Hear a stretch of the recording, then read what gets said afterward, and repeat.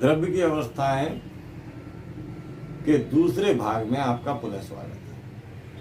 कल हम लोगों ने कुछ टॉपिकों की चर्चा की थी और आज हम इस यूनिट के बचे हुए शेष भागों की ओर देखेंगे, जिनको कि मैंने यहाँ पे नोट कर दिया है। आइए शुरू करते हैं। 3 चीजें मैंने कल आपको बताई थी। पहली ताप, दूसरी दाब और तीसरी आयतन। इन्हीं 3 चीजों को क्रम से स्थिर करते हुए हम 3 नियम प्राप्त कर लेते हैं। कल भी मैंने बताया था और आज भी मैं वहीं से शुरू कर रहा हूं। पहले मान लीजिए हमने ताप को कांस्टेंट कर दिया। इसने क्या कर दिया? स्थिर कर दिया। T कैसा हो गया? स्थिर हो गया। तो हमारे पास 2 फंक्शन बचे, एक दाब और आयतन। और दाब और आयतन से संबंधित जो फंक्शन है वो आपका आता है बॉयल के नियम। बॉयल का नियम हमने इससे ड्राइव किया था कल। P समानुपाती 1/V और PV बराबर K। दूसरा हमारा जो बिंदु है वो क्या है? दाब। अब अगर हम मान लीजिए दाब को स्थिर कर दें, हमने क्या किया? दाब को स्थिर किया, तो हमें मिल जाएगा चार्ल्स का नियम। चार्ल्स का नियम हमको प्राप्त हो जाएगा। संबंध किन किन में होगा? V में और T में। कल ये कर चुके हैं हम लोग। V समानुपाती T, तो V/T बराबर स्थिरांक। तीसरी चीज है आयतन। अगर हम आयतन को स्थिर कर दें तो हमें चार्ल्स का दाब ताप नियम या ये कहें गेल-लुसैक का नियम मिल जाता है। जब ये स्थिर हो जाता है तो P समानुपाती T, उस स्थिति में P/T बराबर कांस्टेंट। एक बार पुनः आपको दोहरा दूं कि किसी भी गैसीय नियम के लिए 3 चीजों पे हम ध्यान रखते हैं: दाब, ताप और आयतन। और इनको एक एक बार स्थिर करके हम 3 नियम प्राप्त करते हैं। ये बॉयल का नियम, चार्ल्स का नियम, इसे आप कह सकते हैं गेल-लुसैक का नियम। गेल-लुसैक का नियम ये वाला। चौथा, अब चार्ल्स के नियम को हम सिर्फ इसी तरह से याद नहीं करते, इसके लिए हमें कुछ अलग से भी इसको हम याद कर सकते हैं, जैसा कि पुस्तक में दिया गया है। यहीं से परमताप की परिभाषा भी आई। वो क्या है कि स्थिर क्या होगा? चार्ल्स के नियम में स्थिर दाब। तो हम कहेंगे कि स्थिर दाब पर 0 डिग्री सेंटीग्रेड ताप पर किसी भी गैस के आयतन में 1 डिग्री सेंटीग्रेड ताप बढ़ाने अथवा घटाने पर 1/273 भाग की वृद्धि या कमी होती है। यह चार्ल्स का नियम है। मैं एक बार पुनः आपको कहूं, ध्यान देंगे इन टर्मों पर। दाब क्या हो गया? स्थिर दाब पर 0 डिग्री सेंटीग्रेड तापमान पर किसी गैस की निश्चित मात्रा के आयतन में 1/273 भाग की वृद्धि या कमी होती है। कब? जब उसके तापमान को हम 1 डिग्री सेंटीग्रेड बढ़ाते हैं या घटाते हैं। वो आपका ये चार्ल्स का नियम लिखा हुआ है बगल में, आप देख। दूसरी चीज आ जाती है आपकी परमताप। परमताप -273.15 डिग्री सेंटीग्रेड। इस तापमान को सीमांत ताप भी कहते हैं और हम इसे परम ताप भी कहते हैं। तीसरी चीज है आपकी संबंध, यानी डिग्री सेंटीग्रेड में अगर आपके पास तापमान है और उसमें 273 जोड़ दें तो आपको परम ताप प्राप्त हो जाता है। ये डिग्री सेंटीग्रेड और केल्विन ताप का संबंध है। गेल-लुसैक का नियम मैंने आपको बता दिया। अब बात चलती है अपनी गैस समीकरण की। तो ध्यान से देखिए गैस समीकरण और आदर्श गैस समीकरण ये दो चीजें हैं आपके पास। तो गैस समीकरण जो बनता है वो केवल दो नियमों को लेकर बनता है, एक तो बॉयल का नियम और दूसरा चार्ल्स का नियम। अब हम बात करेंगे गैस समीकरण।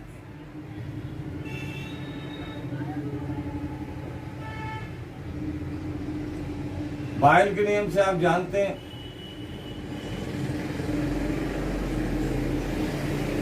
बॉयल का नियम आपको पता है, PV बराबर K। तो इसमें क्या है, ताप स्थिर है। तो अगर स्थिर ताप पर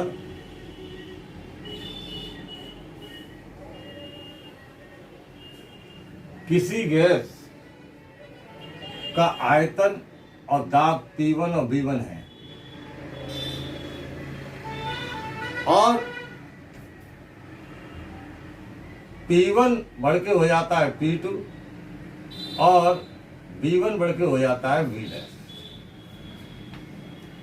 तो बॉयल के नियम के हिसाब से P1 V1 बराबर P2 V'। यहाँ से हम V' का मान निकाल लें तो P1 V1 बटे P2, जी हमें एक समीकरण प्राप्त हो जाता है। यहाँ ध्यान देंगे, इसको थोड़ा सा समझें। दूसरा चार्ल्स का नियम आपको याद होगा। चार्ल्स का नियम क्या है, V बटे T बराबर K। आयतन और परमताप का संबंध जो है वो क्या है, आपका चार्ल्स का नियम है। तो इस नियम के अनुसार क्या स्थिर रखते हैं आप, दाब को स्थिर रखते हैं। दाब स्थिर रखेंगे तो स्थिर दाब पर ताप T1 व आयतन V' है। ताप कितना है, T1 है और आयतन कितना है, V' है। स्थिर दाब पर ताप T1 और आयतन V' है। ताप को हम अगर T1 से T2 कर दें तो आयतन जो है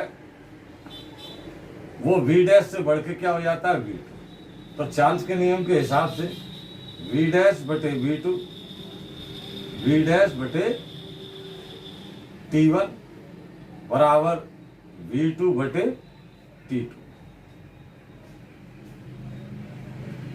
यहां से हम V' का मान पुनः निकालें तो हमें क्या प्राप्त होगा, V' बराबर V2 T1 बटे T2। ये हमारा दूसरा समीकरण। अब समीकरण 1 से समीकरण 2 में हम V' का मान रख देते हैं। समीकरण 1 से 2 में मान रख दें तो V' की जगह पे ये आ जाएगा आपका P1 V1 बटे P2 और बराबर में जो है V2 T1 बटे T2। इन दोनों टर्म्स को आपस में हम लोग ट्रांसफर कर लें, T1 को यहाँ ले आए और P2 को उधर पहुँचा लें, तो ये हो जाएगा P1 V1 बटे T1 और P2 V2 बटे T2। ये बराबर होगा स्थिरांक। यहाँ पे हमें आयतन, दाब और ताप तीनों में संबंध ज्ञात हो जाता है। तो हम कह सकते हैं कि किसी गैस की निश्चित मात्रा के लिए PV बटे T बराबर K। ये हमारा गैस समीकरण। एक बार पुनः आप ध्यान दें, पूरा इसको देख लें और गैस समीकरण की स्थापना इस प्रकार से हो।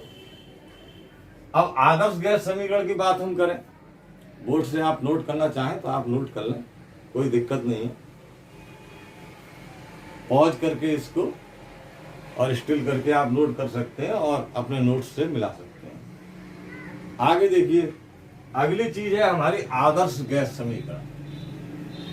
आदर्श गैस समीकरण, जैसा मैंने आपको अभी बताया कि जब हम गैस समीकरण बनाते हैं तो हम केवल कौन कौन से नियमों का ध्यान रखते हैं, बायल के और चार्ल्स के। अब अगर इसी बायल और चार्ल्स के साथ साथ अगर हम आवोगाद्रो नियम को भी एक ही समीकरण में डालें तो हमें गैस समीकरण जो प्राप्त होता है उसे हम कहेंगे आदर्श गैस समीकरण। पीवी बराबर NRT। यहाँ P को आप जानते ही हैं, V को आप जानते ही हैं, T को आप जानते ही हैं। N क्या है? जो मोलों की संख्या है।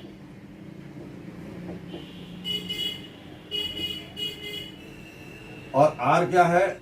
ये गैस नियतांक है।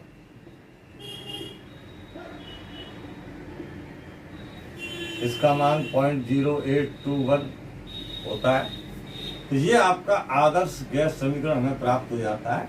किस तरह प्राप्त हो जाता है? जब तीनों नियम हम मिला देते हैं, बायल्स का, चार्ल्स का और आवोगाद्रो का। आवोगाद्रो का नियम तो आपको याद होगा ही। मूल अवधारणाओं में मैंने आवोगाद्रो का नियम आपको पढ़ाया था कि समान ताप और समान दाब पर सभी गैसों के समान आयतन में अणुओं की संख्या समान होती है और ये संख्या 6.023 गुणा 10⁻23 होती है। और इसे ही हम लोग क्या कहते हैं? आवोगाद्रो संख्या कहते हैं। यही एक मोल की परिभाषा में काम आता है। तो इस तरह से हमने आदर्श गैस समीकरण की भी बात की। अब हमारे सामने जो अगला टॉपिक है वो है ग्राहम का विसरण नियम। ग्राहम का विसरण नियम किसी गैस की विसरण की दर से संबंधित है। यानी विसरण की दर क्या होती है? R बराबर V/T। एकांक समय में किसी गैस का जितना आयतन विस्तृत हो जाता है उसे हम कहते हैं विसरण की दर। क्या कहते हैं हम? विसरण की दर।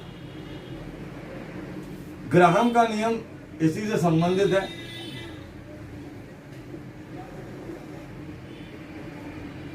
इस नियम के अनुसार किसी गैस की विसरण की दर उस गैस के घनत्व के वर्गमूल के व्युत्क्रमानुपाती होती है। यानी R व्युत्क्रमानुपाती 1/√D। किसी गैस के विसरण की दर उस गैस के घनत्व के वर्गमूल के व्युत्क्रमानुपाती होती है। किसी गैस के विसरण की दर उस गैस के घनत्व के वर्गमूल के व्युत्क्रमानुपाती होती है। और इसी चीज को जब हम दो भिन्न भिन्न गैसों के लिए लें, दो अलग अलग गैसों के लिए प्रयोग करें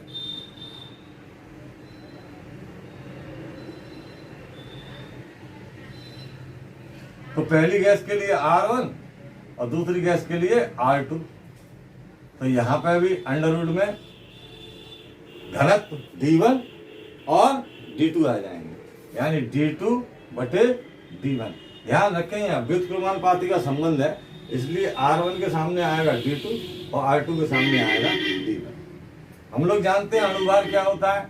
2 गुणा घनत्व। तो इसको हम इस प्रकार भी चेंज कर सकते हैं। तो ये हो जाएगा M2/M1। ये आपका ग्राम का विसरण। मैंने आपको कल के टॉपिक में आदर्श गैस और वास्तविक गैस के विषय में भी आपसे चर्चा की। आदर्श गैसें कौन सी हैं? वे गैसें जो सभी गैसीय नियमों का पालन करती हैं, वे गैसें कैसी गैस कहलाती हैं? आदर्श गैस। वास्तविकता यह है कि ऐसी कोई आदर्श गैस होती नहीं जो हर हालत में सभी गैसीय नियमों का पालन करें। अब हम लोग जो जिस टॉपिक की बात कर रहे हैं वो कर रहे हैं विचलन। तो जब आदर्श गैस कोई होती नहीं है तो इसका मतलब साफ है कि गैसें सब वास्तविक होती हैं। आप ध्यान रखें, ये जो वास्तविक गैसें होती हैं ये निम्न दाब, अगर निम्न दाब और उच्च ताप पर लगभग 100% वो भी नहीं पालन करती हैं।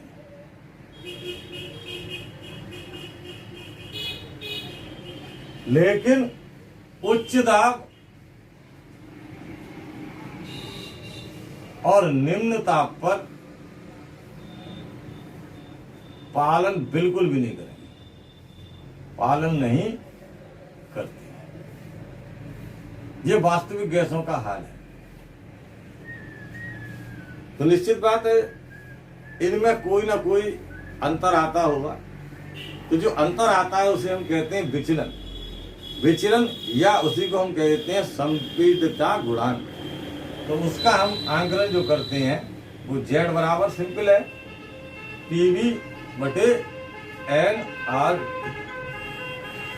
आदर्श गैस समीकरण में आपने पढ़ा है PV बराबर NRT, यानी इन दोनों भाग जो है, ये दो पार्ट हैं, ये आपस में कैसे होते हैं, बराबर होते हैं। अगर कोई गैस इनका अक्षरश पालन कर रही है तो ये दोनों कैसे रहेंगे, आपस में बराबर रहेंगे। लेकिन अगर कोई गैस इसका पालन नहीं कर रही है, यानी वास्तविक गैस है, और जो कि वास्तव में होती है वास्तविक गैस नहीं होती है, आदर्श गैस तो होती नहीं, तो इसमें जो अंतर आता है उसको हम कहते हैं संपीड़ितता गुणांक या विचलन। तो हम विचलन को मापने के लिए इस सूत्र का प्रयोग करते हैं। एक छोटी सी चीज और है, वान डेर वाल्स समीकरण।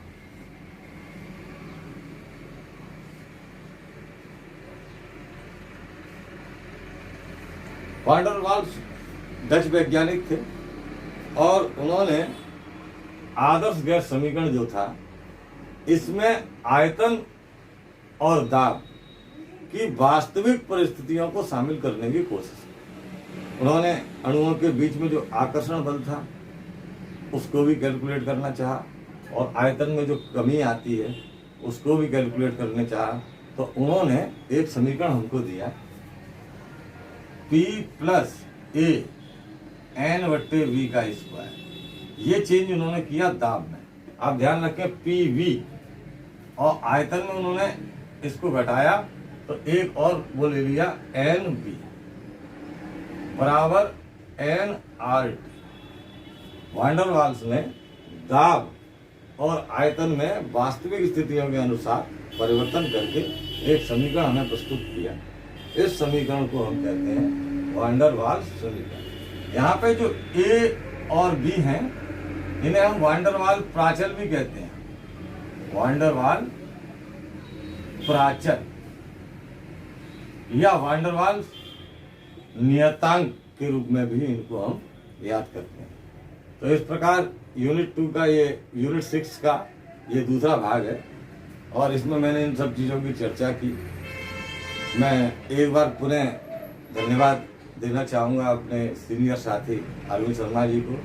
वो लगातार मेरी मदद करते हैं, मेरी वीडियोस को देखते हैं और उनमें जो भी सुधार के लिए जगह बचती है वो बताते हैं। बड़ी विनम्रता पूर्वक उनको धन्यवाद देते हुए आप सब लोगों को भी मैं धन्यवाद देता हूँ। Thank you.